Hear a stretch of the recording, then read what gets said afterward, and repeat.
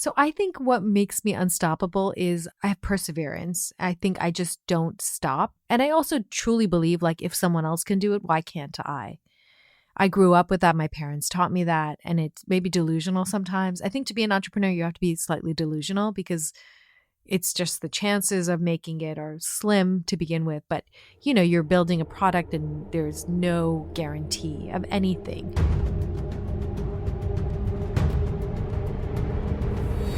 You got to pick yourself up, go backwards, and slam yourself at the wall like 500 more times until the wall crumbles. 25% of middle school girls already believe they'll never achieve their dream career. Hi, I'm Kara Goldin, founder and CEO of Hint, and you're listening to Unstoppable, a podcast spotlighting the journeys of inspiring entrepreneurs. I believe that at its core, leadership is about constantly learning from the people around you, and I'm so inspired by the conversations we're having in our upcoming episodes and can't wait to share them with you. This season, some of my guests include Andrew Dudham, founder of Hims, Erica Nardini, CEO of Barstool Sports, Danielle Dubois and Whitney Tingle, co-founders of Sakara Life, and much, much more.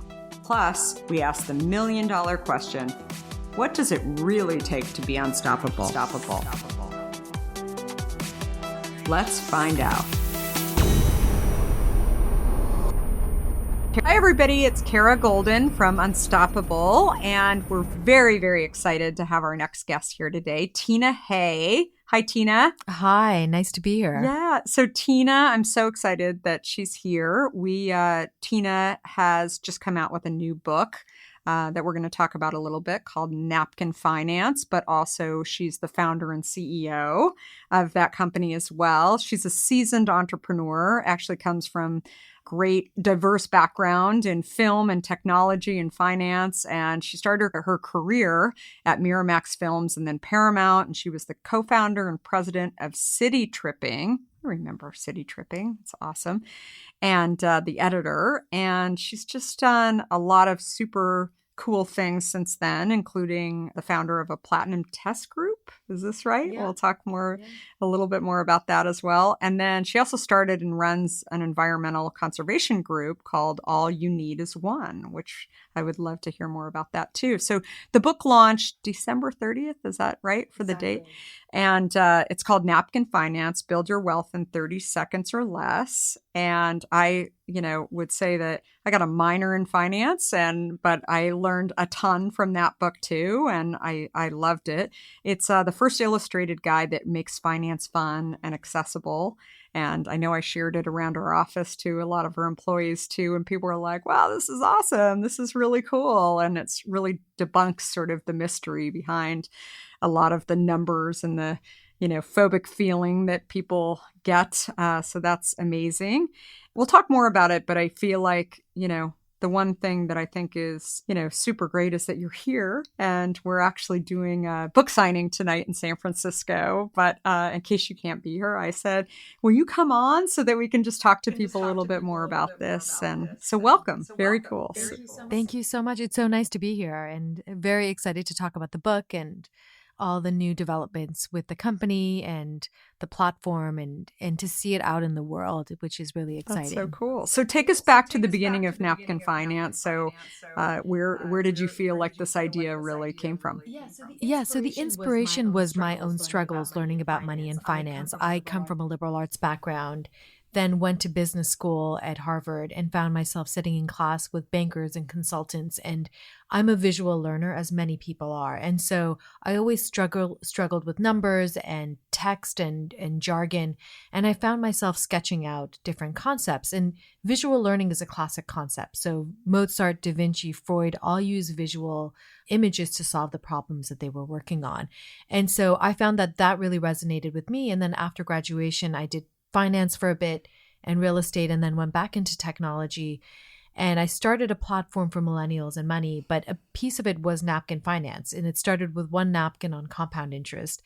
And what was really amazing was to see that it resonated with so many people, this visual learning, especially when it comes to money and finance, since most people never learn in school or from their parents. And so what started with one napkin is now thousands of pieces of content and videos and illustration storyboards and graphics. And we've been working not only internally, we have a site, napkinfinance.com.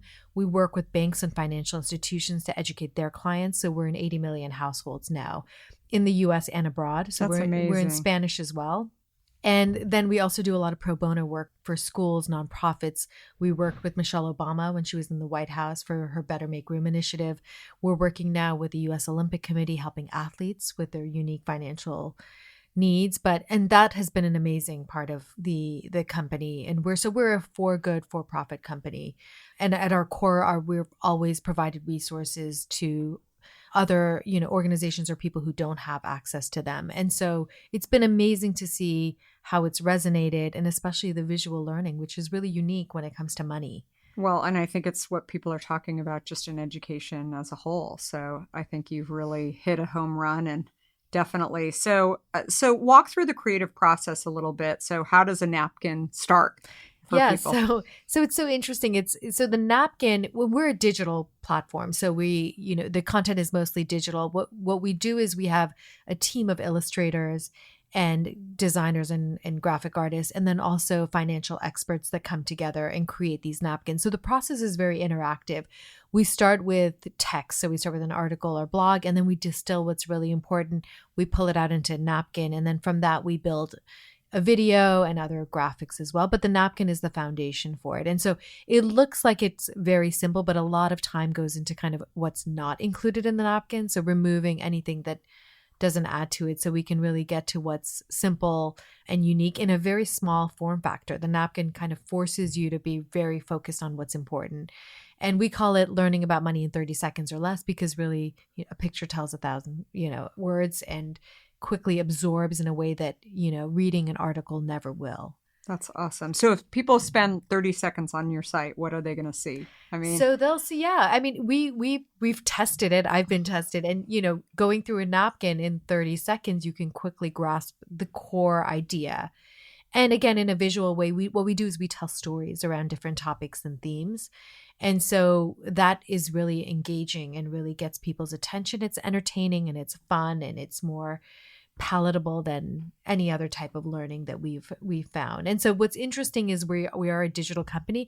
We also now do printed napkins because we find people like touching and feeling things as well. I love your printed napkins. So that's been really fun to kind of experience as well. So it's been amazing. And the book has its own unique set of content that covers everything from budgeting and saving to cryptocurrency and game theory.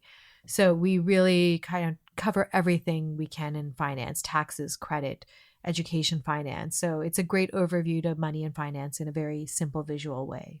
So you have a great idea for a company. And, I've seen that you've done partnerships with like Michelle Obama. And so how do you think people get the word out about their company and sort of what they're doing? That's a great example.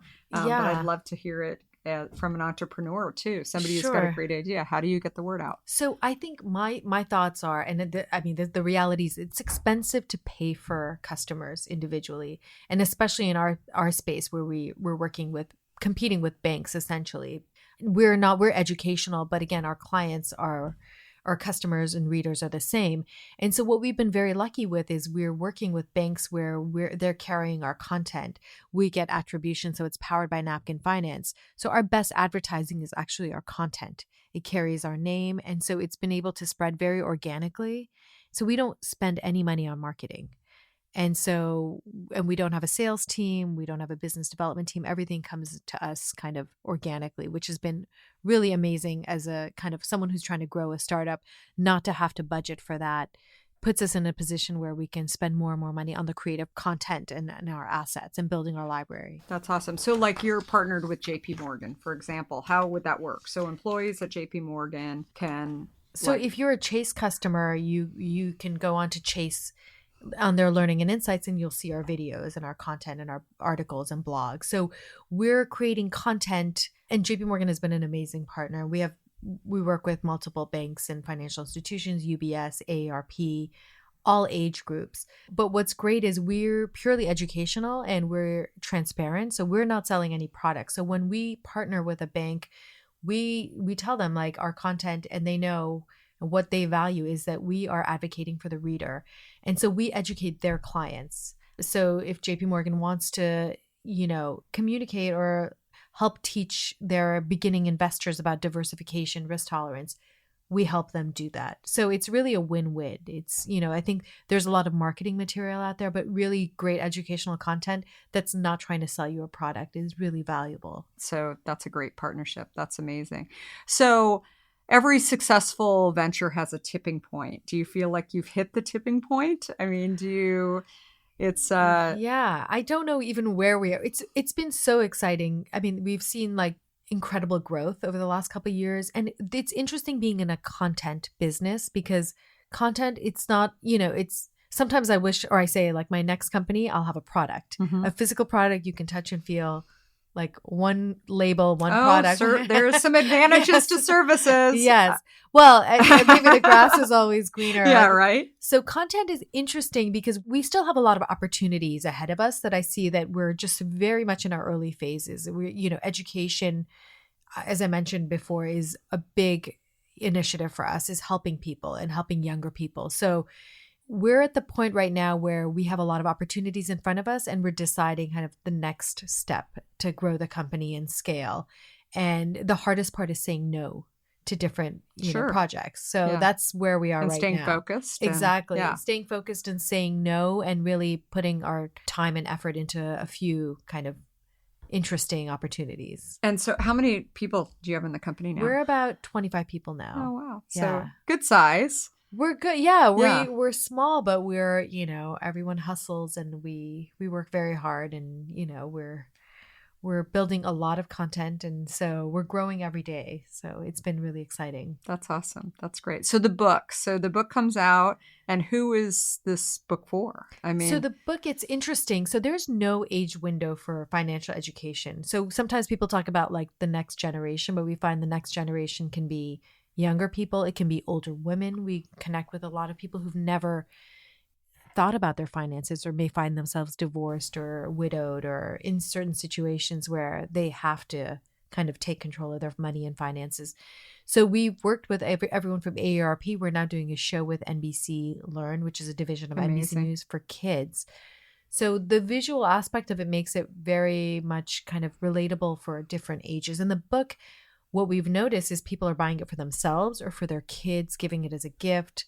It's been amazing to see that it has such broad appeal, which is really amazing and wonderful. I love it. Yeah. No, I think that's great. So do you feel like there's obviously the NBC show, but is there a focus on kids? I mean, do you think it's a natural, organic focus? Like, it seems like you've got a buyer that is buying it for kids. I mean, so what's interesting is we get a lot of requests from parents who are like, how can I teach my kids about money?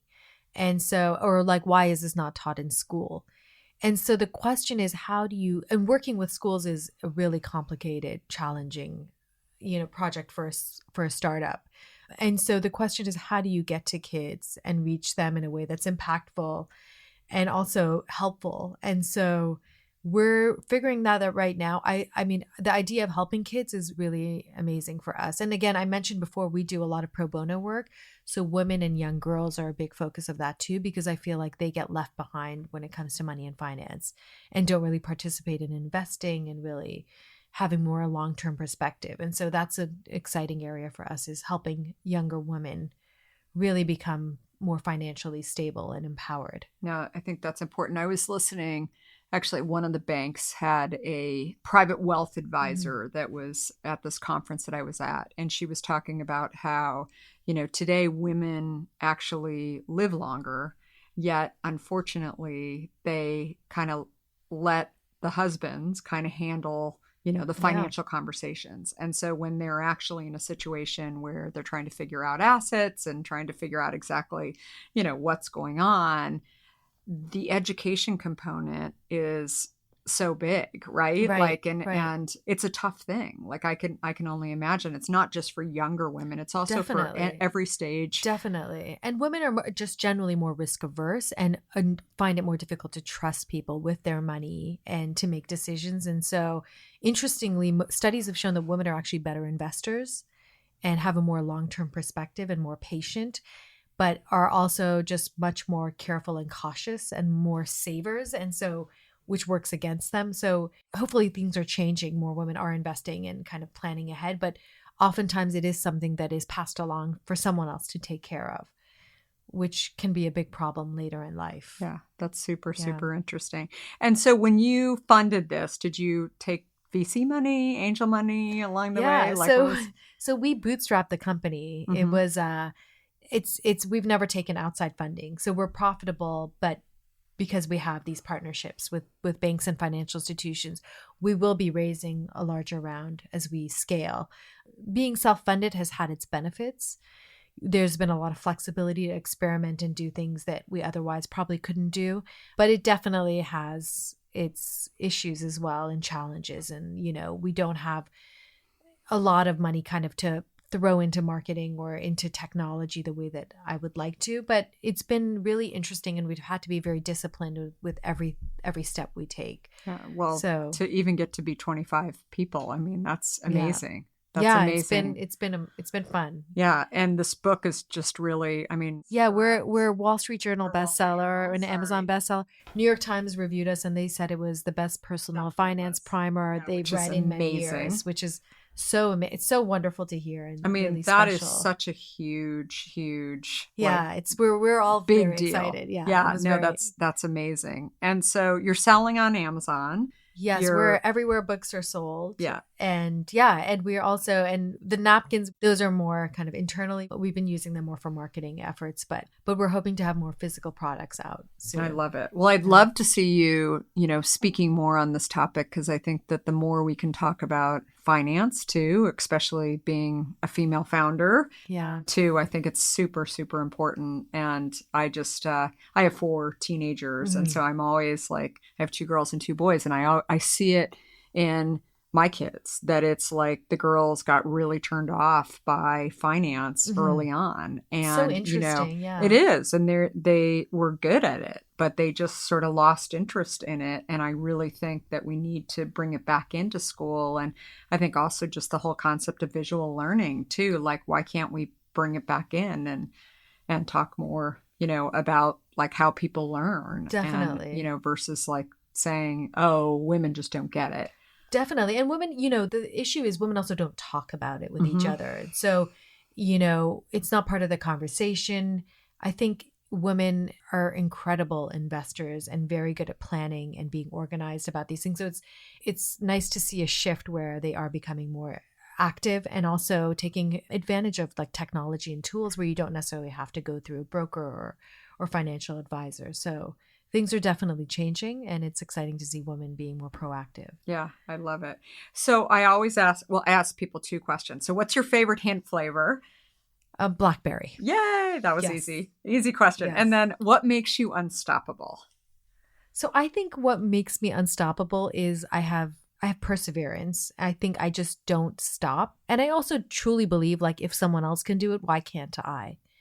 I grew up with that. My parents taught me that, and it's maybe delusional sometimes. I think to be an entrepreneur, you have to be slightly delusional because it's just the chances of making it are slim to begin with. But, you're building a product and there's no guarantee of anything.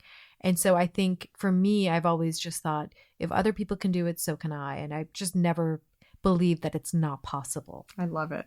I love it. My book is coming out, as you know, in October, and it's about I can't wait. People breaking down walls and just going out and doing it and trying. And I think you're such a perfect example of that. And also finding your passion and finding, what really makes you think. And so obviously, I would say one other thing about your unstoppableness is that I feel like you've had this journey that a lot of people are on, or maybe even at different stages of the journey, but you were in, film and media, and then you went on to business school. You didn't really understand finance, and now you're running a company that is, really speaking about this. It's so fascinating. Yeah. I mean, I'm actually such an outsider, which actually makes it perfect. Yeah. Because I can speak to the layperson in a way that a bank or an advisor can't.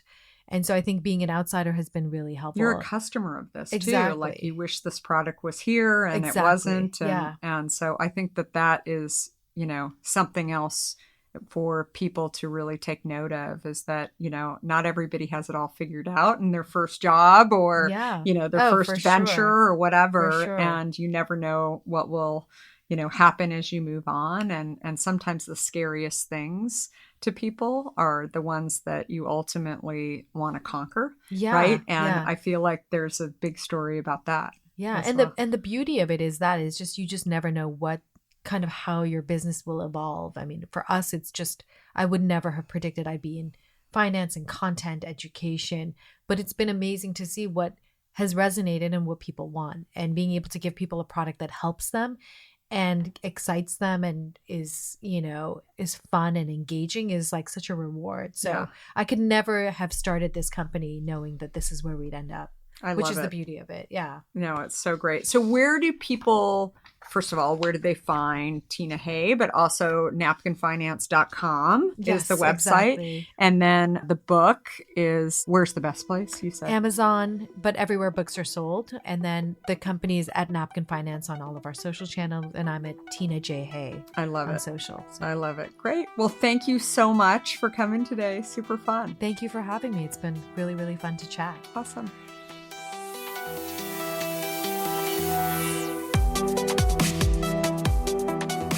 If you like what you heard, please help spread the word and leave us a review.